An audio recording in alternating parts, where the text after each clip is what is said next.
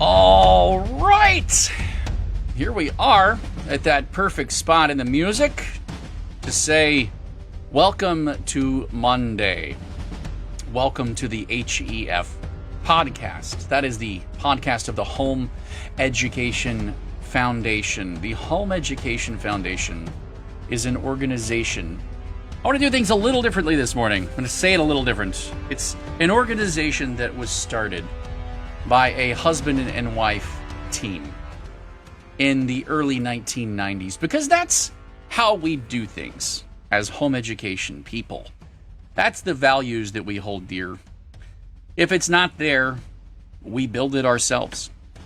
We go about life looking at the challenges and think, yep, here's one more problem I can solve. Let me just learn enough about it to do it.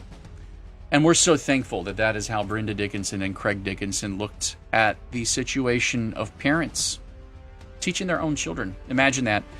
Parents needing to have the right spelled out in statute that they could, in fact, raise their own kids, because I guess no one had spelled that out. We had abdicated our rights to raise our children over to public schools for a very long time. In fact, that was the default. That's the nature of law. Whenever you give one avenue, which is a good idea, this idea that we have public education, public school, we give that idea a place in law. Well, now all other ideas are illegal as it stands.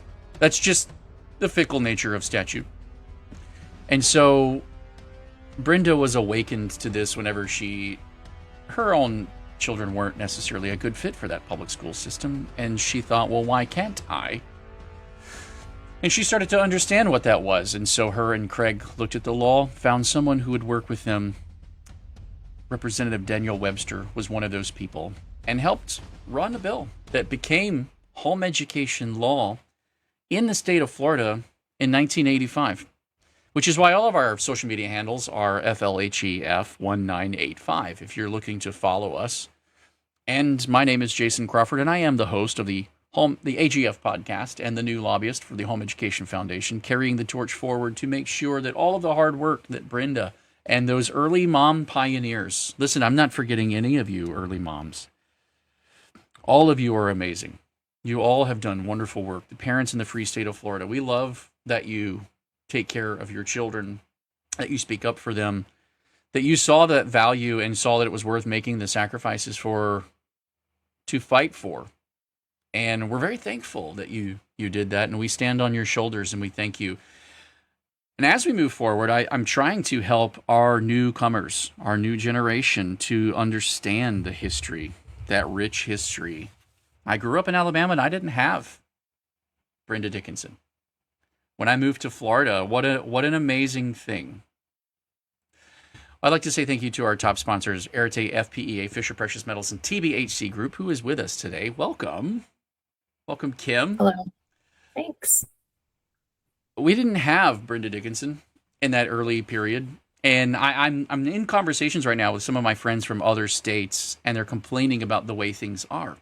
There's a friend in Georgia, and they're complaining about how, it's been very difficult to homeschool, and then their church used to have a school in it, and then it didn't because things happened, and now they're looking at running some laws that do this or that. Look at Connecticut, look what's happening in Colorado.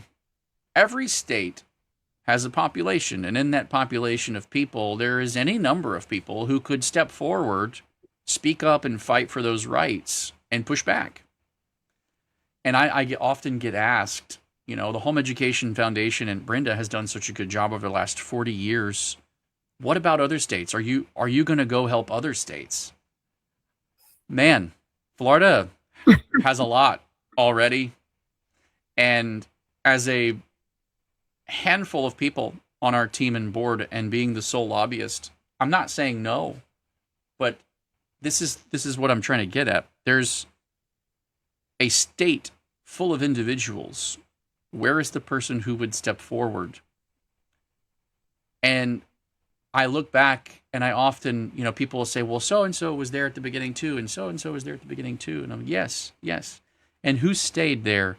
Who stepped forward? Who put together the Home Education Foundation? Who didn't just have an idea, but made the personal sacrifices to bring it forward and have it bear fruit and have it hold the line for parents for 40 years.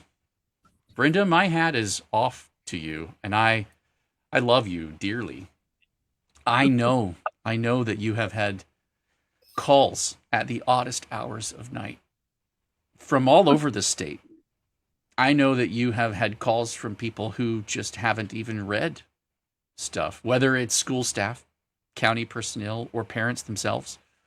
And it's cost you hours of time on the phone, writing the perfect email, getting the words right, trying to help craft the understanding. Weekends lost to arguments and paperwork for people whose faces we'll maybe never see. Weeks, months, and years planning, convincing, compiling records, protecting other families. People from within the community that you respect have even often turned on you. And you stayed the course.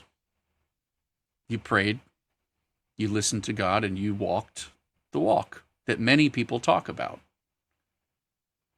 Heartfelt promises of support came your way and help, people intending to help, and then ghosted. Nothing comes behind that. Sleepless nights, combing through language, every word, carefully vetted.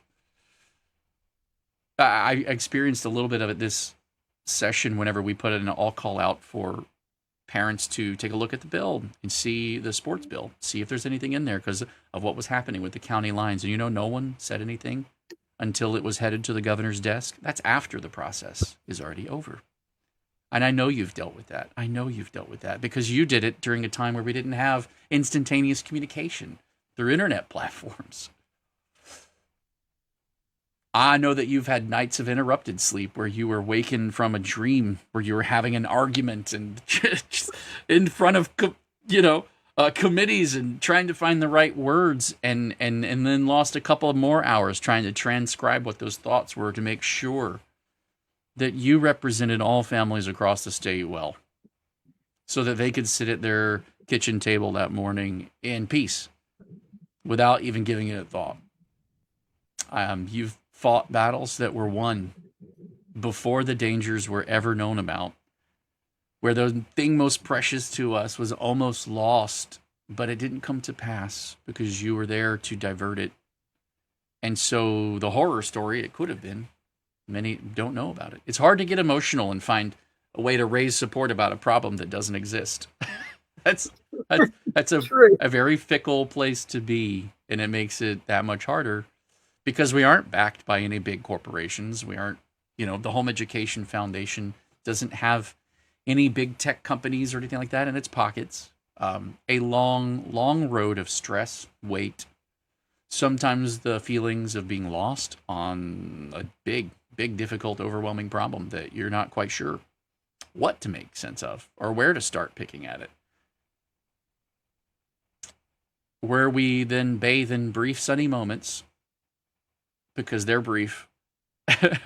and most of the time, you've just had to learn how to be thankful for the rain because that's what's needed. And it rains a lot in Florida.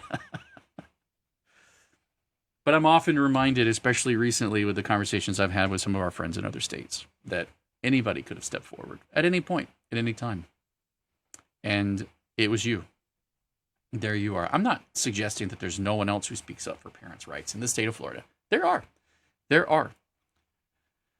But the Home Education Foundation, because of Brenda, has taken a spear, a tip of the spear targeted approach to parental rights. We are fiercely focused on the right of every parent to raise their own children outside of a system that would otherwise come in and just take over for you. That every parent has the ultimate authority over their own children, even if that ultimate authority means we walk away from all of the support and resources because we want to do it the hard way. I mean, even if we just are gluttons for punishment and like the pain, that's our right too. We've got a lot coming our way over the next couple of years. Governor candidates are out there campaigning and platforming. They're all playing to the crowd, saying the things that they think will win you over. Promises made, and some of these promises show just how out of touch they are with home education families. You got to be watching. We can't endorse a candidate. We're not going to endorse a candidate. But parents, you're right to raise your own children. That is the tip of the spear. That is the cornerstone, foundational piece of our society, that you have the right to exercise your poor judgment and learn from your mistakes and teach your children how to do the exact same thing, so that we all end up well-rounded from our bruises as we go about this weird thing called life and make our way through it. And hopefully build bonds that connect us and keep us through those hard times, because life is hard.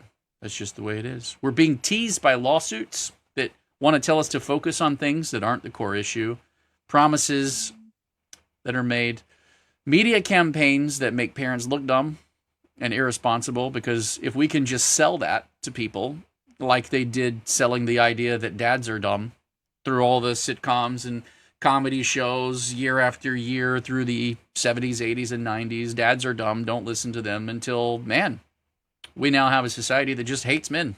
Isn't that great? We're being put in a system whose default program is that the parent is dumb. They've expanded from dad to now parents. Parents are dumb. Parents are out of touch these days. They don't know. They don't know. I mean, that's always been what almost every generation in the public school says backwards to their parents, but it's caught on. It's stuck. It's caught fire. And only those who are certified in the system can know best. We're in a nation being tossed around by global media stories to keep us all teased into a frenzy so that no one sees the important things. We're in a party system where each party is turning on itself, and whichever party doesn't cannibalize itself the hardest might actually win. We're in a state where money is being introduced into the mix while people are strapped and desperate for cash and just need a little help. And we're constantly being invited to compromise. It's important to know who you are and where you came from and what's important.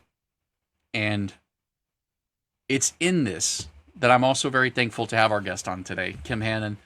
Kim has started the Tampa Bay Homeschool Conference to be one more of those people who steps forward, and isn't enough to just have the idea and think, man, someone should really do that. But she has actually taken the mantle of doing it. And man, what a sacrifice. Man, the time. We're very grateful. We're very grateful for you, and we're thankful to have you on with us today. If you don't know, Kim Hannon is the director and founder of the Tampa Bay Homeschool Group, the TBHC Group. They are one of our top sponsors, and we're so thankful for that. And, well, Kim, you tell your vision for what you built. I'm done monologuing. I mean, really, one of the first things was just a recognition that there wasn't a platform for the work of Brenda and the Home Education Foundation to be put out there to the families, for them to just see face to face what it really takes, and what has come before, and what the plans are for the future. And even just that opportunity to hear what happened this past year in Tallahassee. What did that look like? So that was one of the biggest things, was just to give you a platform to be able to share with the largest homeschool community in the country what that looks like. And then another piece was just because of that, just the sheer numbers of homeschoolers in Tampa Bay, and it's growing exponentially in the most insane way. For people to recognize they're not alone, for people to have an opportunity to come together. You know, we live in this, like you said, this hyper-connected social media world, but at the end of the day, that hyper-connection isn't real. There's a facade there with it where people feel like they're more connected than ever, but they're actually less connected than they've ever been. Yeah. And coming together at a in-person event, there's just something really special that comes from that. I mean, Jason, you and I spoke about it several times, you know, seeing each other, bumping into each other in the vendor hall. we get to a point towards the middle of the year where it's like, why are we doing this? Like, I mean, for full transparency, like, why am I torturing myself with this? It's so much work. It's taking away from my kids' home education and the things I'm supposed to be doing for my family. And then we get to the conference and you just see all of these amazing pieces that are happening, the businesses that are there supporting not just the families, but each other, and making these connections with each other, and families finding support that they didn't even know existed, and hearing encouragement from speakers that have lived it and walked the walk and have been there. And there's just something really special about those moments where we walk away. You know, I said it's physically exhausting, but emotionally and spiritually enriching and nourishing. And yeah, it needed to happen for us in our area specifically. And anyone who's not in Tampa Bay, if you don't have a regional conference in your area, do it, because there's something really special about what happens at those events where you're coming together as a community. You know, we go to FPA every year, and it's probably one of our favorite weekends of the year. The sheer number of families that are there. Yeah. It's overwhelming, but in an awesome way, where you recognize you're part of this larger. It's amazing the number of people that are there and the resources and the development. I love that weekend so much. But then to step away from that and plug in directly to your own community, where you're looking around at faces that are people that could be the next person to join your co-op, or could be the next person to be on your kid's robotics team, or could be the next speech therapist that your kid works with for the next 10, 15 years. So yeah, that's why we do it. Yeah. I mean, it's awesome. It's very characteristic of the homeschool crowd or home education, and that you're going through those hard moments and you're just like, why do I do this? And the moment where you're aching for a way to measure your progress eludes you. And then when you're there and you're face to face with people and you see them crying, and you see like the stress, you see the struggle that they're grappling with, and then you watch the weight get lifted off their shoulders when they learn about their rights, or you watch the breath of fresh air that they get when they go, oh wait, I'm not stuck on this. I can do this, and you're like, yes, you can. And the you can visually see the impact it has on people. I live for those moments, because it's all the other ones where it's just hard to quantify and pin it down. Right. And that's education as a whole, which is why we came up with a grading system to give A's through F's, because we don't really we live for the aha moments and we teach to those, but how do you save them? How do you quantify? How do you measure them? You know, what level is my kid really on? You know, what a dumb question. They're on the level of living life and figuring their way through it. Just like the lady who's, you know, that elderly woman at the bank the other day who was like, I'm having to learn all new skills and all this. And I'm like, yeah, because it doesn't stop. Right. You start it, but it never stops. That is life, period. Yeah. I wanted to share, so I went through our survey before hopping on with you guys. I wanted to share just a few little things. One of the questions we asked attendees is, what was your overall takeaway from the Tampa Bay conference? And so there was a few interesting ones I wanted to share with you guys. Please. School is not the same thing as education. We are not just raising kids, we're raising future adults and the parents of our grandchildren. We gained the confidence and clarity that home education is the perfect fit for our family. And that was one specifically where she was very clear walking into that event that she was just here to see how crazy we all were and that she would never do it. And she walked out a homeschooler. Wow. We are capable of succeeding at homeschooling. There are many tools to guide us, and there's a bigger community here than we thought. I was reminded of how lucky I am to have the homeschool community I do here in Tampa Bay. To not get in the way of my child's learning. Relationship is greater than curriculum. Yes. push through the hard things, and you and your kids can do hard things. By pushing through, we gain the confidence we need to push through the next hard thing, because there's always one coming. Okay, man. Yeah. Homeschooling is a gift that pays generational dividends and is so much better for our kids. Yes. I like that we're not crazy for wanting to homeschool. That was a good one. Yeah. But I mean, just that idea of the generational dividends, that was from Cheryl in our afternoon keynote. And, it was such an interesting, having Sam and Cheryl both there for our keynotes. It was almost like the 1-2 punch that they brought, Yeah. It was so perfect. Yep. Because Sam came in just so strong in her recognition that, essentially her keynote was, we have all been brainwashed that we're not enough. Yep. Yeah. Our own public school education brainwashed us into thinking we cannot educate our own children, and just kind of helping to break down those barriers. And even just her own testimony. They both got emotional in their keynotes, and that was, I don't think I've ever seen that before. And so just to see how strongly they both believe in that, right? So Sam kind of brought that in there, and then Cheryl came around with this think big, and it's so much bigger than we were even thinking, right? We're thinking think big this year in your home education. She's like, no, it's so far beyond this year. It's your next generation. You're doing things now that your kids are going to do with your grandkids. Yeah. Right. You're raising your grandkids' parents. You're showing them the way that you want them to be as parents. And it was really awesome just to see how they took our theme this year of think big, live brave. And they really just delivered in a way that was so beyond what we were expecting. Yeah. It was special this year. Absolutely. Yeah. And I would love to have them on. I know that we didn't quite get them recorded, and I'm hopeful that we can figure that part out for next year. But I would love to extend an invitation for the two of them to come back to our podcast and share their messages again, because I think it would be great to have them somewhere where we could just have them where they're able to be just shared.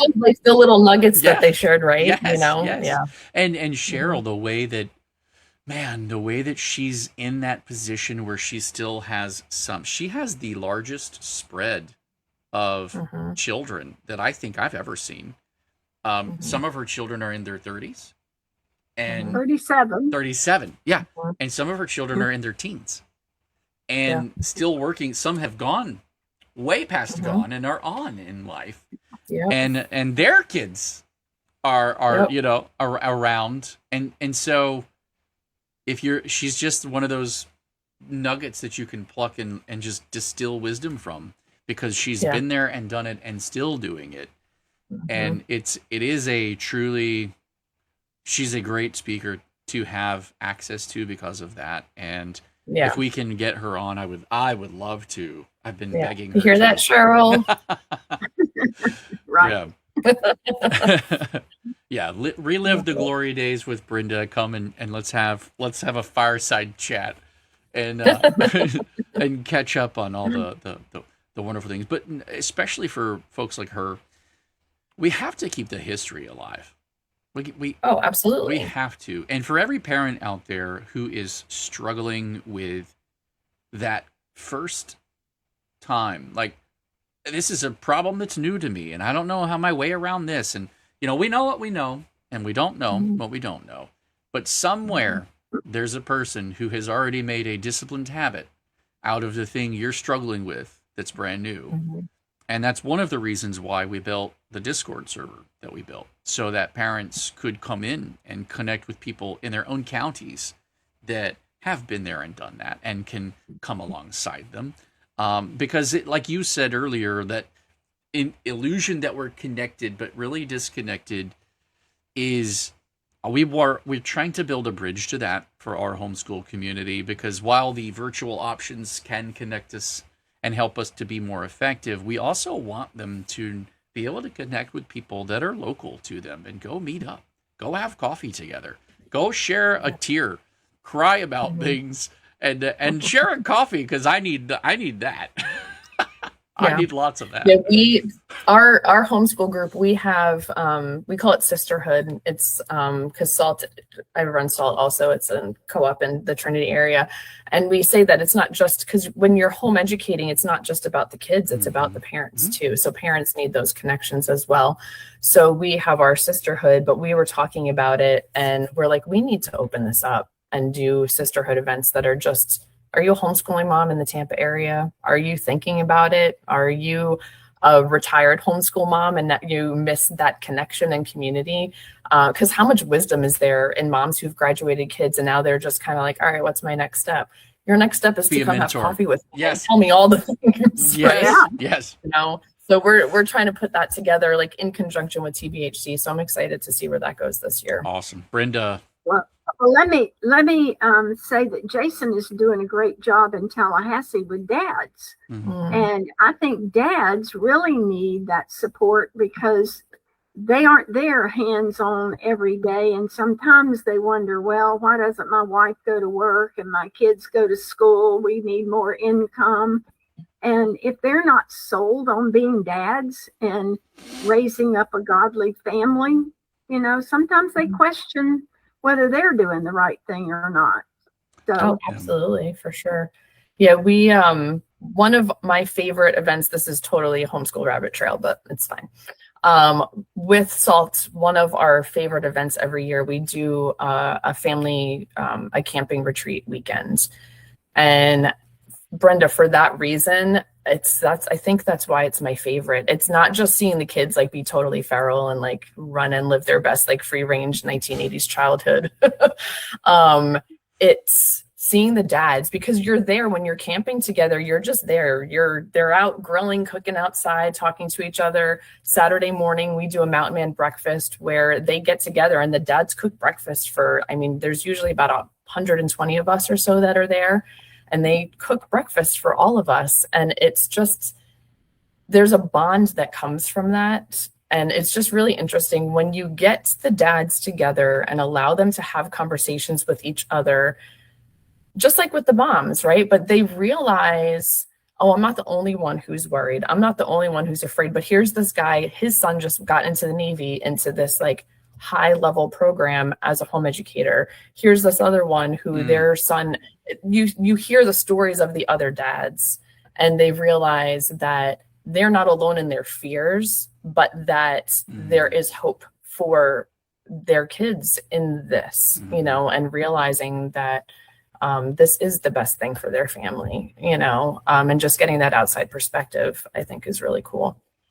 I think we've lost that because in the beginning, there were a lot of support groups like SALT all over the state because people were afraid. And if you could get together and encourage each other and bond, we didn't have the stories of Cheryl Bastion and other moms like Sue Pooch Farron who have graduated all their kids and they're so successful in the world. If we didn't have those stories, it was like, oh my gosh, is my kid going to be able to get into college, you know?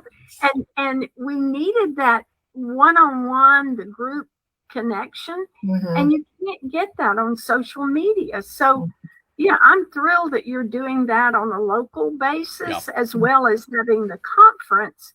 But also, I think there should be other people across the state. It's not as hard as one might think to run a local group and have a few friends come alongside and plan some field trips or, you know, camping trip. That's phenomenal because you're just there for 3 days with each other.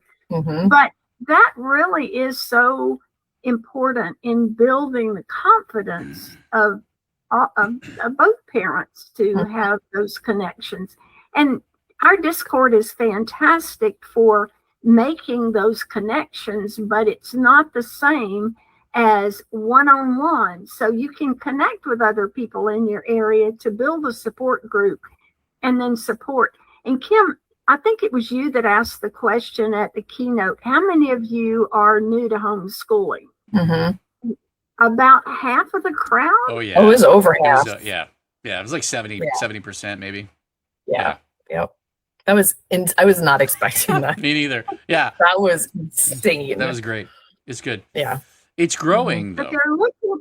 they're obviously looking for connections. And Right. so I just would like to challenge people in different parts of the state.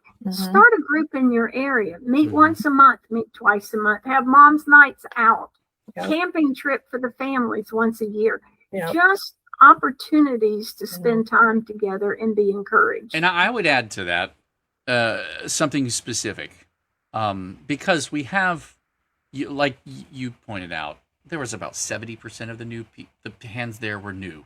They're new to this, and we've got a lot of young people who are like savvy. They're like, I'm gonna jump in. I'm gonna give it a shot, and we'll do a mom's group, and they'll take what you're saying and they'll put it together and they'll do it.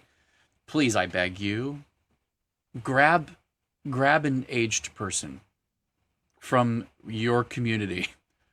Grab someone who has been there and done it.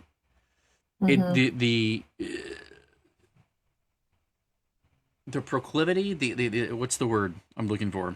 The wisdom, discernment. Well, what I'm talking about is the way that the natural inclination that we do is to kind of grab like people. So I would grab people of my age, and we would dad together, or we would, grab someone from outside of your age group. Step outside your comfort zone. Specifically outside of your age group that's above you, please. Yeah. Because the wisdom of having been there and done that. It reminds me of like when my wife, when we had our first kid, and it comes to breastfeeding and all the difficult things with all the stuff that you're worried about, and it's all brand new, nothing you've ever experienced before, and you're like, I'll try.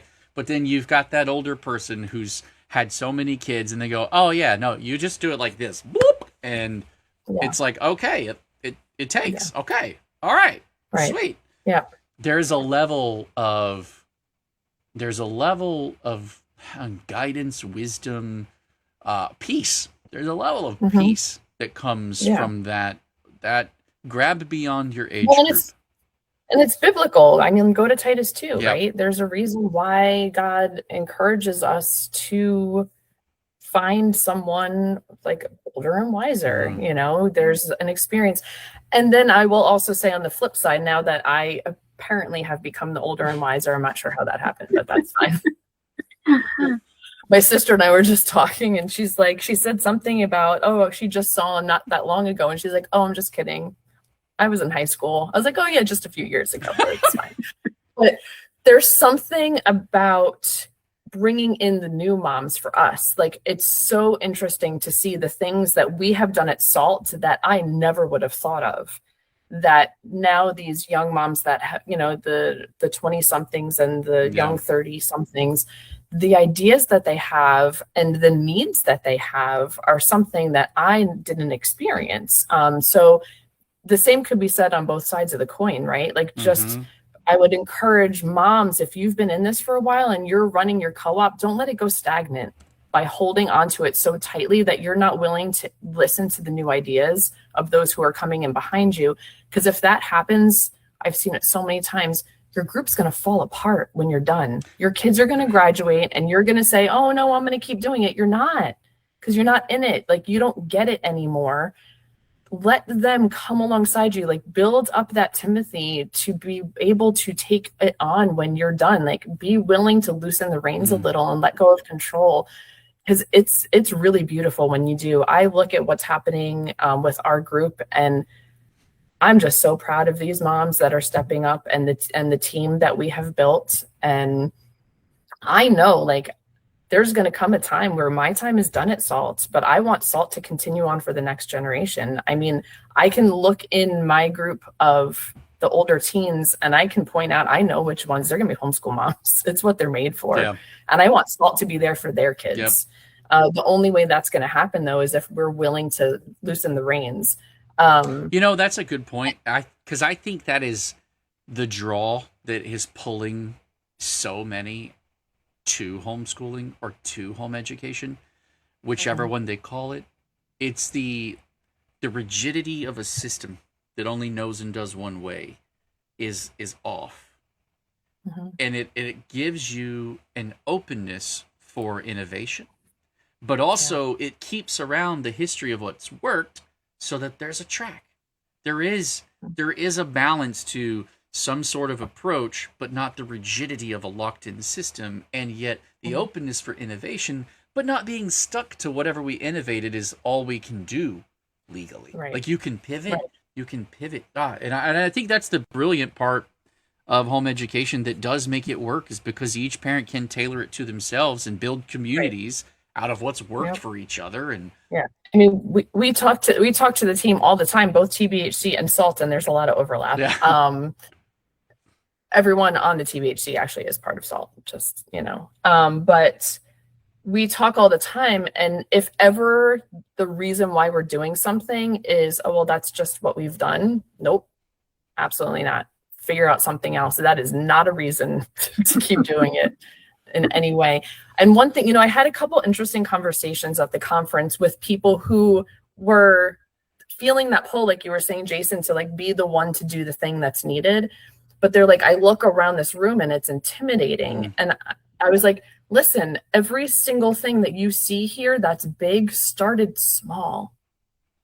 You don't have to do all the things all at once. You figure out that one need that you see that needs to be filled. You fill that need and let it grow as God intends it to. You don't have to do all the things all at once. SALT didn't start with 150 families. SALT started with 5. Right? And it grows as God needs it to grow. Yeah. But you have to be willing to take that step of obedience in order for there to be something to grow. You give him the seeds and let him grow it, but you have to give him the seeds. And I started with 10 fingers and 10 toes, but I wasn't always able to reach the doorknob. So now I can open all the doors. That's just the way we embrace that. I want to go back again to the growth of the community. And Kim, I know that you might have to go. So it's okay. Okay. I'm good for now. All right, good, great. Well, I love having you with us. So, and I'm really interested to have you along for this part. Full disclosure, I'm on vacation. Oh, so hey, enjoy. You need it. You need it. Enjoy it. Yeah, and I'm glad we're a part of it. My mom. Don't be jealous, but it was 67 yesterday morning when we woke up. Hey, that's great. That's great. Now let me go to Google Maps and find out where I think you are. No, I'm just kidding. Yeah. All right. I'm on Long Island. Oh. Even though no one says it that way, but it's fun to say. So, with the rapid expansion of the community, with the new faces that we're constantly seeing, there is a chance that, we get a lot of these newcomers who are like, yeah, no, I got this. I'll run it. Homeschooling is this, and we do it this way and this. And there's a chance to lose who we are. And I watch this among the politicians a lot. I watch it among the legislators.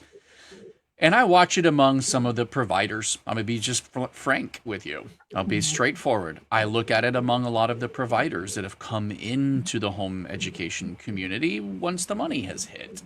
Because that really, that's it, right? Like the money landed and then it attracted a lot more attention. This perfect storm of having COVID and kids coming out of school and being out of school. And then also the scholarship landing was just this absolute perfect storm that created a massive influx of people into home education and homeschooling. Homeschooling. Yeah. And not necessarily home education. Yeah. I won't splice that word too hard right now. But a lot of those people didn't come in through the door of the homeschool values, right? It wasn't a conscious choice at first to go, oh, I'm going to change the way I'm thinking and I'm going to go about life. I'm going to go about life this way now. It was on the wave of this big external move that's changing, this big change. Oh, kids are out of the classroom.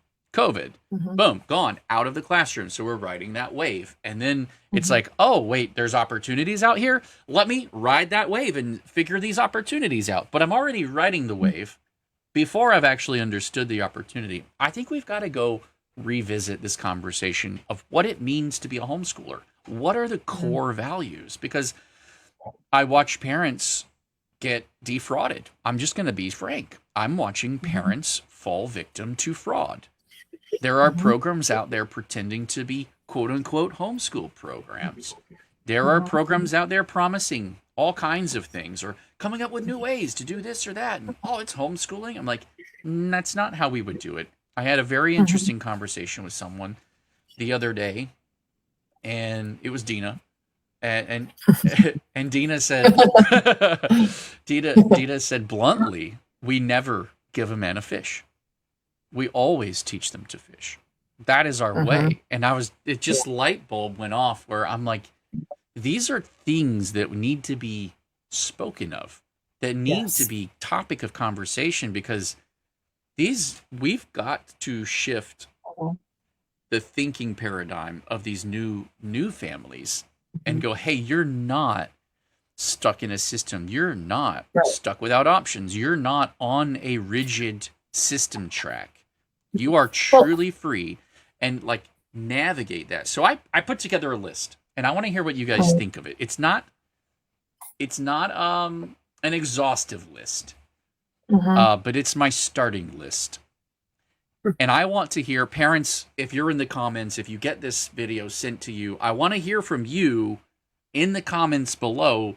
If you like one of these, I want to hear that you like it. If you hate one, I want to hear that you hate it. But I want to hear yours too. I want you to post in the comments below if there's one that you're like, man, this is core to our homeschooling vision and our homeschooling value. This is it for us. I want to hear it. Post it in the comments below this video. I think before you say that though, you said you don't want to splice that word. Yep. But I think before we have this conversation, that word does need to be spliced. Okay.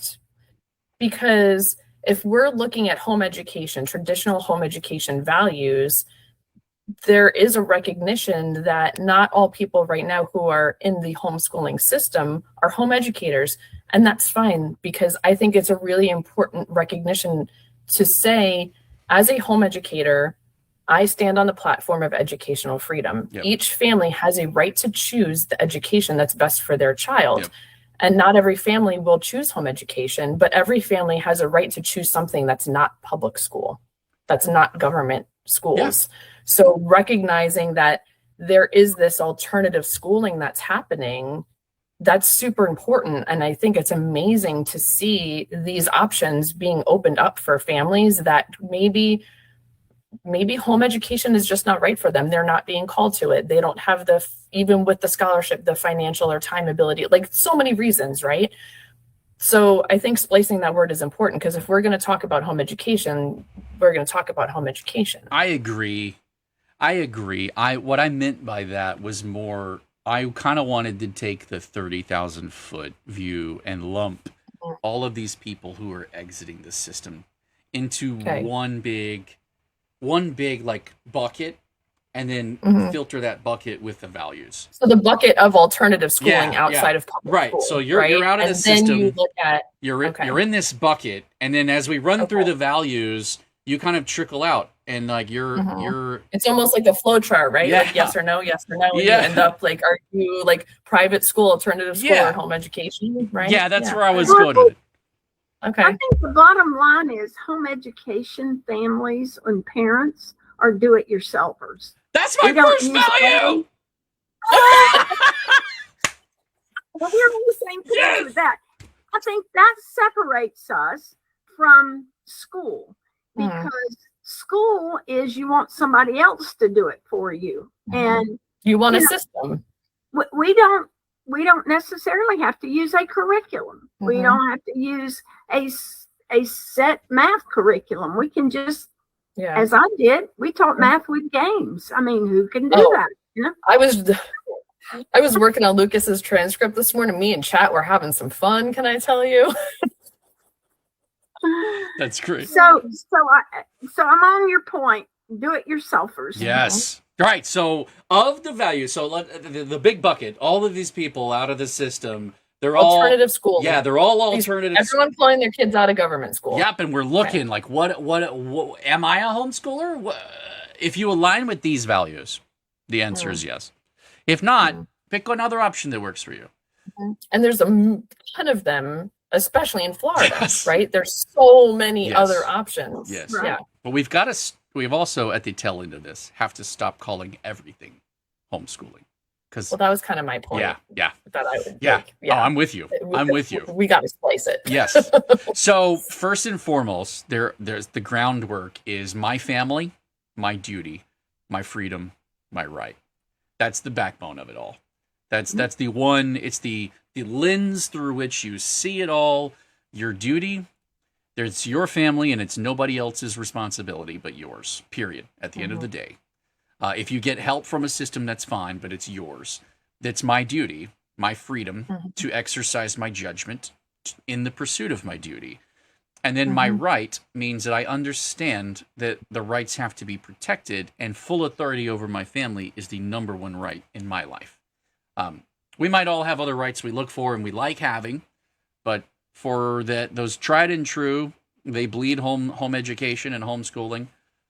If that's you, if that sentiment rings true, the rest of the list is worth going through. So number one is, Brenda guessed it, do it yourself. There is no system you abdicate to. Not one. Abdication is not in our vocabulary. We do not hand our children off to anyone. If you are borrowing information or curriculum or getting some tutoring, that's a completely different thing. Nobody's should be dumb enough to not accept help. Everybody needs help at some point. We love it. We need it. It's how communities come together and build bonds. And I know I'm being frank with some of my words here. Brenda, you can tell me I'm being too harsh if you need to. But I'm going to apologize in advance because I just heard the boys all get home. So I don't know how quiet my background is going to be. You're good. You're good. But that's the first value, is you do it yourself. It's on you. It's great to have others with you, but it's yours to do. Number 2, reading unlocks everything. Do either of you want to add anything to that? I mean, totally agree. Yeah, you should see my home library. Yep. I saw a statistic once that correlated the size of the school's library to the future success of its students, and I use that very often when Thrift Books shows up at my door. Well, it's also the reason why this one is one of the reasons why I look at the scholarship changes, and I don't get heartbroken over a lot of them, because as long as you can read and you can access the world of information that's there for you, and you do not necessarily need money to quote unquote homeschool. And this one kind of breaks that part down, because if you can read and you have the internet in your pocket, as so many do everywhere now, it used to be that you would say, if you have a library card, you can homeschool, and that's a free resource. And yes, you can. And that was true then, and it's still true now, even though the library has gotten immensely bigger, because the internet contains so much more than we ever had when we were growing up under that. Sure. And I'm not trying to throw shade on, people who think they need the scholarship money. That, it's easier with money. Don't get me wrong. There's a lot more things you can do, and there are some children with disabilities, and let's bless them and those parents in their struggle. Yay! I'm so glad. And they reading have lessons needs. for dyslexia are very, very expensive. Yes, and that is a need. 100% agree. I'll fight for that. But the world is our classroom, and that's number 3. Number 3, the world is your classroom. There is no need for brick and mortar walls. There's no need for a kitchen table to sit down at and learn from. My kids like to sit in the chair, the recliner chair, upside down and talk to people. Okay, great. But the world is your classroom.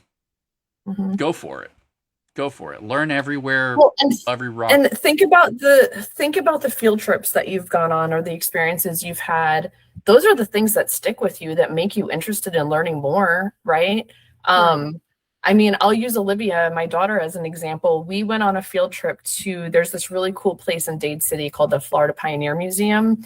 And it is all the buildings set up like from the pioneer days, and you can tour them, and they have actors that are there as the blacksmith and the preacher and all of these really interesting things. And you go around the stations and you engage with them and you ask them questions and they tell you things. We went into the textile room where they were showing all of the different types of textiles and talking through, like, they had to make their own clothes. They didn't just get clothes, and this whole process. And she became obsessed with crocheting from there. And she loves to crochet. And now it's a thing that she does. If I read her a book about crocheting, she would not care about crocheting at all. Yeah. But because she engaged with someone who did, and she got to see it and experience it and touch it, now it's something that she's passionate about. And I could tell you a million more stories just like that, right? I think you're absolutely right. And I think that those kind of experiences are the building blocks upon which we can hang information. Exactly what you were saying.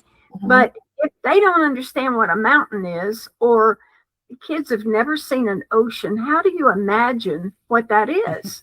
You have a very difficult time. So, you know, those experiences of field trips and camping trips and all of those things are so critical for kids really understanding the world around them.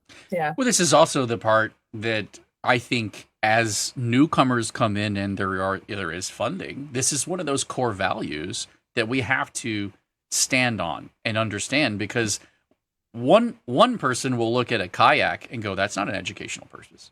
That's not for there's no educational benefit to that. Sass. But there is. And a person who looks at the world as their classroom is 100% going to be able to sit there and go, I could tell you 15 lessons I could give my kid if we went out on the kayak today. How about 15? That's being hundreds. Yeah, well, there's hundreds. I don't think they would believe it if you said hundreds, but like, you know, a believable number that's still pretty high. Listen, the thing is, like, if you gave me long enough, I guarantee you, I could give you 100 lessons you could learn on a kayak. I believe it. I believe it. You know what? I might need that. There's a new curriculum for you to develop. You know what? Challenge accepted. Get your community to do it, and we'll post it on our blog, and we'll run it up the poll so that everyone who starts to fight against kayaks will be like, hey, look, here you go. Here's the lesson plan for it, and here's the... Yes. I'd love it, because we would use that at the legislature. I 100% plan to. Thank you. Wow. I'm on it. Yes. I might take me a little bit because I'm on vacation, and we're about to be doing one of those. We're going to Ireland, so we're about to do one of our, you only learn about it by experience. You're good. Yeah, that'd be great. Get your whole community together, brainstorm ideas, put it together. We'll get it posted on our website, because it's this one right here.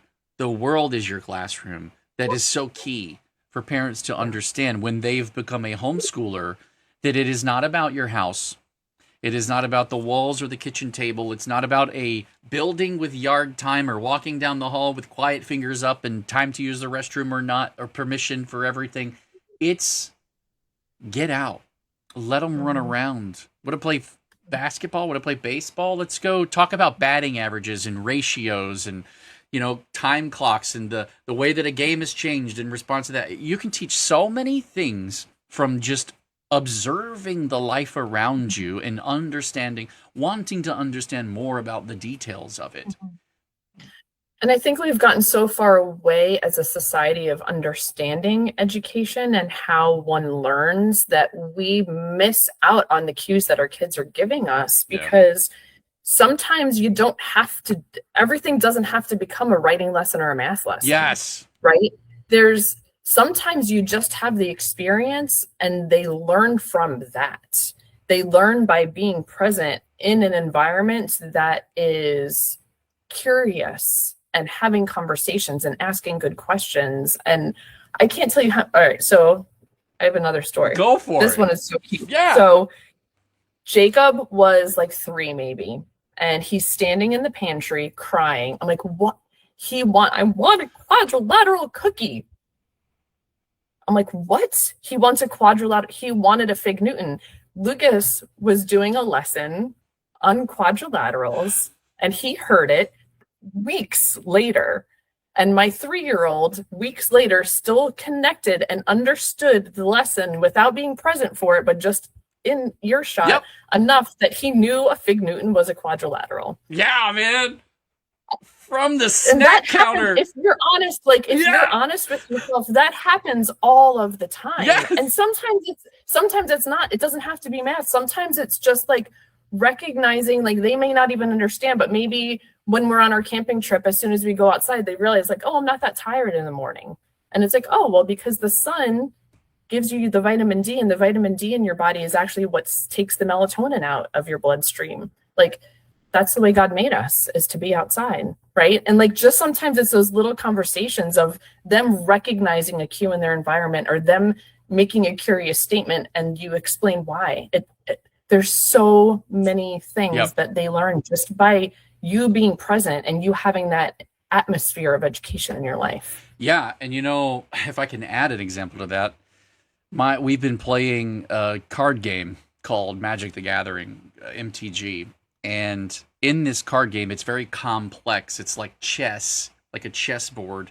But if you could hand pick your own chess pieces and rearrange the board to make it, it's very complex and complicated. The cards all have words. They give you instructions. You build a 60-card deck. As it comes out, it's all random. So you get to start talking about ratios and the odds that you're going to pull something or not pull something. And then here's your set number of cards. We can talk about math, but then my son wanted he realized some of the cards can be traded because they're actually like useful. They're really useful. They have high playability. So then we start talking about what makes something valuable, because the cards are printed on paper and they probably cost around 10 cents to print. So the actual cost of a card is cheap to the people manufacturing them. But, to buy a box of cards, it's more expensive. And then if you manage to pull one of the really, really good cards, it's like a lot. It could be up to $1,000 or so, or it could be $5 or 50 cents. Or it could be worthless, but the person sitting in front of you really wants to collect all they can of that one card. And so to that person, it's valuable. And it's given him a way to understand, where does value come from? How is value transferred? And do I give my value away without understanding it, or do I negotiate for it before I release it? Like, just the amount of things this one game has allowed me to sit with my kids and teach them about has been like rich. It's a college level course. My 6-year-old is like sitting there and like, playing against grown men at the card table when we go to the card shop, because yes, they socialize Macroeconomics too. And they're like, I'm being beat by a 6-year-old. What is even happening right now? And I'm like, wow, homeschooling is what's happening, bro. Yep. You're Absolutely. the teacher today. Yep. Oh, man. All right, so number 4. I got to wrap up, just so you know. I don't want to rush, but you're good. You can go whenever you need to, but I'm very glad you're here. So, teach a man to fish, number 4. Teach a man to fish, not give a fish. That's a core value for home education. That's the way that we do it. We don't give the answers. We give the problems and challenges. And as our kids work their own way through them, they learn.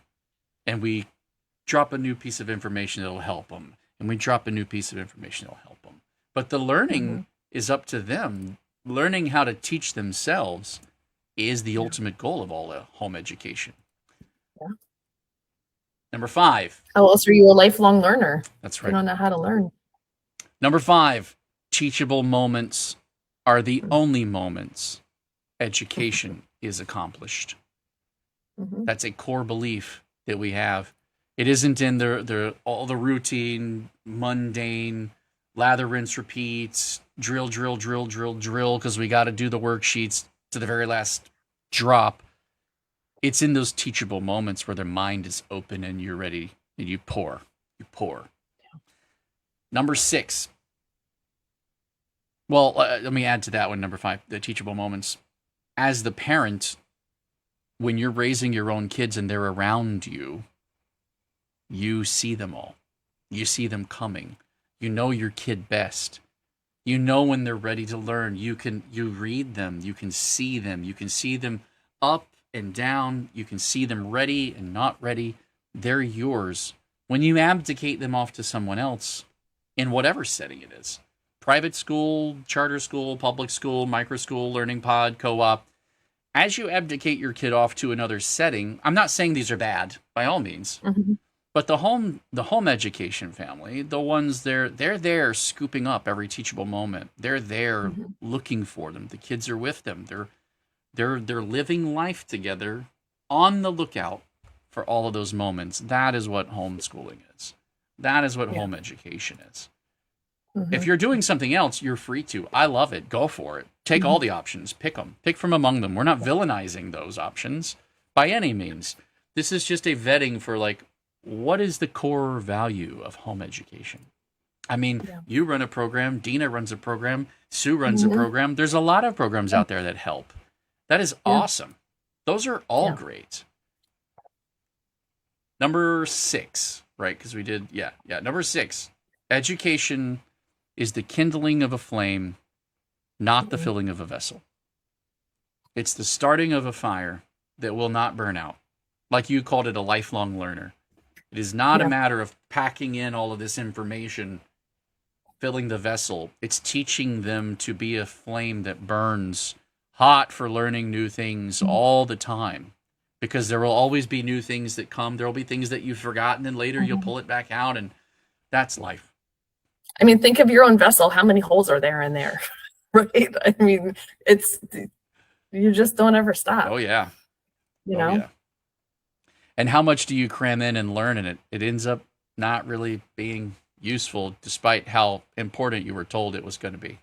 Oh, there's things in my brain I wish weren't there, so I had room for things that I actually needed, but that's another story for another day. And number 7 is the last one on my list. And like I said, parents, if you have something I didn't put on here, add in the comments what yours is. But this is number 7 and the final one on my list. Home education is not the path of least resistance. It is the path of most conviction. That is how we decide things. That is how we determine things. If you are someone with these 7 values, there's a good chance you're a homeschooler. There's a real good chance of it. And if you're not... And I would encourage people, if you are and you're not homeschooling, talk to someone who is and find out how you can be. Yeah. And you know, if you look at this list and you go, yeah, no, not me, that's okay too. Like, that's okay. We all have different journeys, and we're all at different parts and stages of our lives.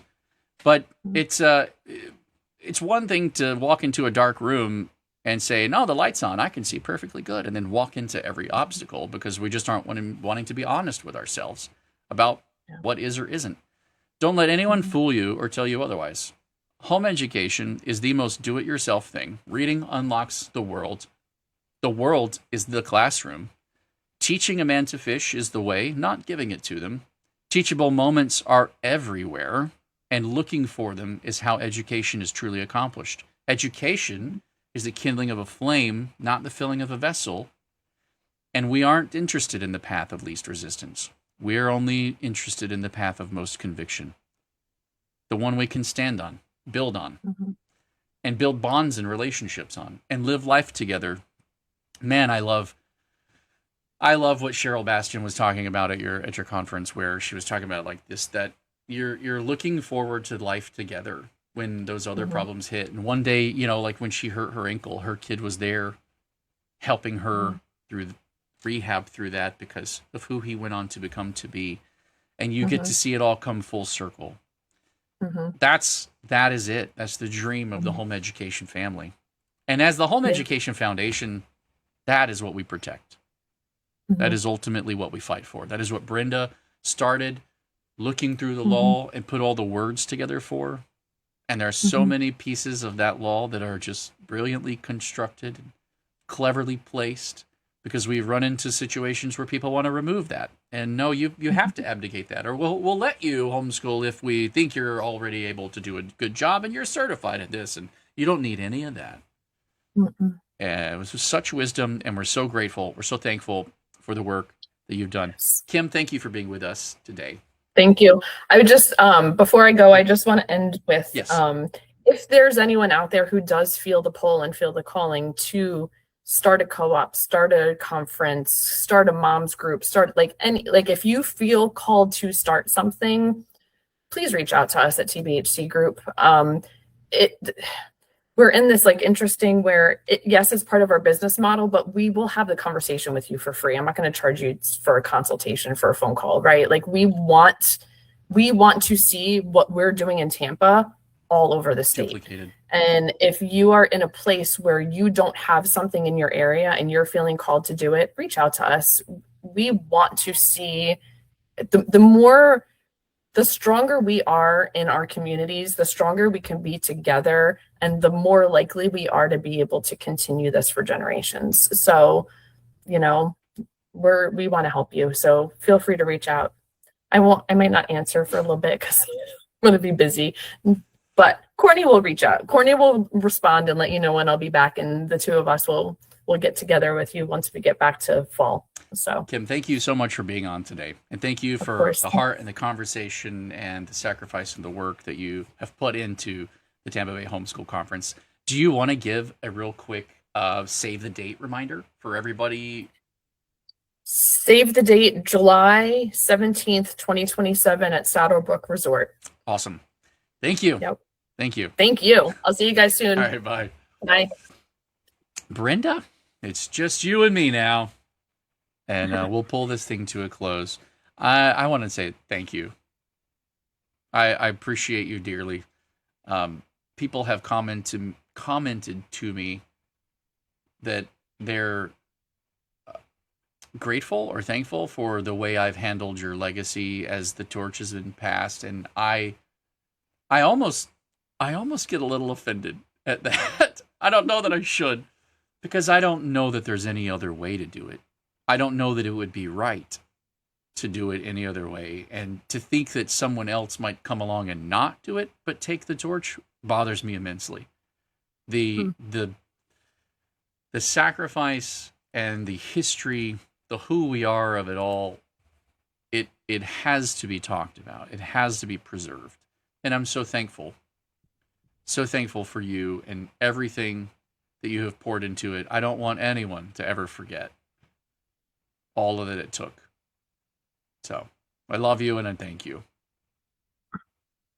Well, you're correct in the amount of time and effort and energy and finances that have been poured into this. But it was a calling, and it was a calling to give parents the freedoms and the rights that they deserve in our state. And some of it has been very, very tough because there have been a lot of adversaries to certain ideas. But in the end, we have gained so much in this state for parents that home education is not a sideline. It's right there in the mainstream, but it gives parents total control over their families and what their children learn. And that was the calling that I had. And I couldn't walk away. I'm so grateful that you've come alongside, and we worked together for basically 2 years, and you have the same vision and are picking up the torch to go forward. And you think every year, okay, there's not going to be any battle. I've accomplished everything we need, but not true. Nope. It's not true. And I want people to realize that you're making considerable sacrifices to continue to protect the rights that we have. And your support is incredibly important. I didn't have the tools to let people know what I was doing. And suddenly, by magic, they think after 3 years of working on it, we have extracurricular activities. It just suddenly appeared. Well, not so. And the same thing is going to happen with you. And I'm so grateful that you have the tools to let people know that you're working. I mean, even this morning on clearing some of the problems that exist for kids, individual kids. And it ate up your morning. You have to talk to the Department of Education. You have to talk to Bright Futures. You have to talk to parents. And nobody's paying you to do that. But somebody has to do that. And I think parents who have the freedom to do the things that they have in the state of Florida. And the fact that you're working out a scholarship for a child in a new avenue for scholarships for homeschooling is worth people's contributions to keep it going and for you to be supported in this work.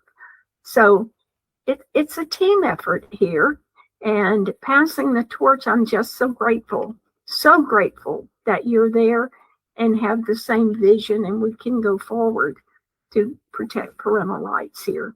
And we will. That's exactly what we'll do. Thank you again.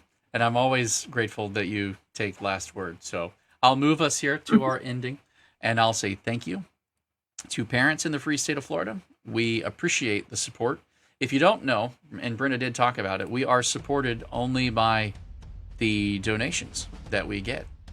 And we appreciate the parents in the free state of Florida. August is here. We'll be in August on our next episode, and we will be launching off our second annual donation match challenge. We have a donor lined up, ready to match donations that come in from parents. So help us get the word out, help us spread it, and we'll be running with it. We also want to say thank you to our top sponsors, Arete, FPEA, Fisher Precious Metals, and TBHC Group. And if you are interested in becoming a sponsor, a top sponsor, or just a parent who says, I love my freedoms, I love what you do, I want to be a part of it, there are options on our website, flhef.org/support, where you can pick any options as low as just $5 a month even, and sign up, and it'll just come out like a subscription and make it easy. That way you don't have to remember to write checks and send them in or things like that. We're so thankful for you and those who do support us. So without any further ado or additions, we would like to say enjoy your Monday, and we will see you in August.